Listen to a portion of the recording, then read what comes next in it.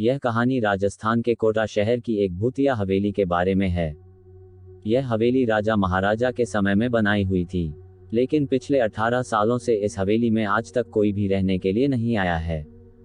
इच्छा होने पर भी इस हवेली में कोई भी नहीं रह पा रहा था, क्योंकि लोगों का कहना थी कि इस हवेली में भूत प्रेत का साया है।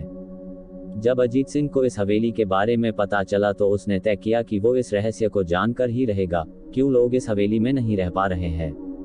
उसने मजबूत इच्छा शक्ति से हवेली में रहने की पूरी तैयारी कर ली। जब उसने हवेली के अंदर जाने के लिए पैर आगे बढ़ाए तो दरवाजे पे किसी अनजान व्यक्ति ने उसे रोक लिया और नजदीक जाके बोले, कौन हो आप और किधर जा रहे हो? अजीत सिंह ने जवाब देने के बजाय उसने सामने सवाल किया, जी आप कौन?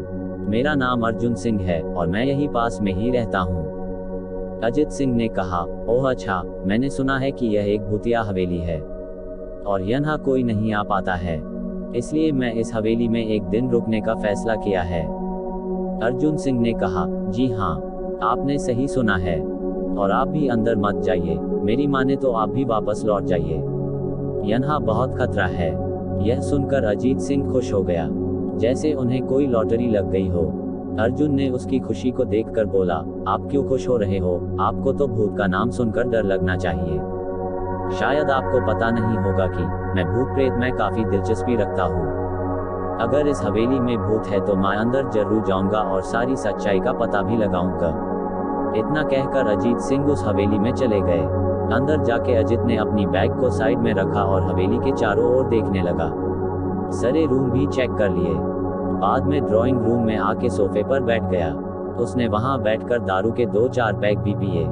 वहीं अचानक उस रूम में लाइट का एक बल्ब चालू बंद होने लगी, लेकिन अजीत ने उस पर ध्यान नहीं दिया। थोड़ी देर बाद दूसरा बल्ब चालू बंद होने लगा, फिर तो हवेली की सारी लाइट चालू बंद होने लगी। यह सब देखकर अजीत अपनी जगह पे खड़ा हो गया और संपूर्ण सावचेत हो गया। अचानक उसके सामने एक छोटा टेबल हवा में उड़ने लगा, करीबन 6 फुट हवा में ऊपर जाके गोल गोल घूमने लगा और बाद में अजीत की ओर तेजी से आने लगा। अजीत ने तुरंत ही अपने जगह बदल दी और दूसरी ओर चला गया और वो टेबल वहीं जाके गिरा जहां अजीत खड़ा था। अजीत कुछ समझ पाता उतने में सोफे की शीट उसकी ओर आने लगी। वो जल्द खड़ा हो गया और छलांग लगा के दूसरी ओर कूद गया, जिसके कारण सोफा दीवार को टकराया और अजीत बच गया। अचानक सब कुछ शांत हो गया। अजीत ने चारों ओर सतर्कता से देखा और बड़ी आवाज में बोला, तुम जो भी हो सामने आकर के बात करो। वहीं एक बड़ी परछाई उसके सामने आई। अजीत ने उस परछाई को देखकर बोला, कौन हो तुम और क्यों मुझे मारना चाहते हो? परछाई, तुम्हारी भूल के कारण। अजीत, मेरी भूल? मैंने कौन सी भूल की? परछाई, इस हवेली में आने की भूल। मैं किसी को भी इस हवेली में खुश नहीं देख सकता। अजीत, लेकिन क्यों? वो परछाई ने जवाब दिया, आज से 18 साल पहले इस हवेली के मालिक ने मुझे यहीं पे ही मार डाला था। मेरी कोई गलती भी नहीं थी। इस कारण की वजह से मेरी आत्मा इस हवेली में भटकती रहती है। मैं किसी को भी इस हवेली में नहीं रहने दूंगा, क्योंकि इस हवेली में मेरा खून हुआ था। इस हवेली में जो भी रहने के लिए आएगा उसकी मौत होगी। अजीत ने कहा, मैं तुम्हें अपने असली रूप में देखना चाहता हूँ। तुम्हें मारने से पहले मैं तेरी यह इच्छा अवश्य पूरी करूंगा। और उस परछाई ने एक भयानक दरमियाना रूप ले लिया। उसका चेहरा इतना भयानक था कि अजीत भी एक क्षण के लिए डर गया था, लेकिन दूसरी ही क्षण में उसने अपने आप पर काबू पा लिया। बाद में इसने अपनी जेब में से सफेद पाउडर निकाला और उस भूत के पर फेंक दिया। भूत के पर पाउडर पड़ते ही वो जलने लग गया।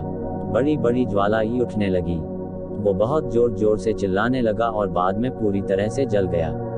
उसके बाद अजीत ने चैन से सांस लिया और वहीं पर सो गया। दूसरे दिन सुबह जब अजीत को सही सलामत हवेली से बाहर आते देख अर्जुन को आश्चर्य हुआ। अर्जुन ने अजीत से पूछा, तुम कैसे जिंदा हो? जब अजीत ने अर्जुन को कल रात को घटी घटना को पूरी तरह से बताया और बोला, अब यह हवेली भूतिया हवेली नहीं रही। दोस्तों, आपको यह कहानी राजस्थान के कोटा की भूतिया हवेली कैसी लगी? प्लीज हमें कमेंट करके जरूर बताएं।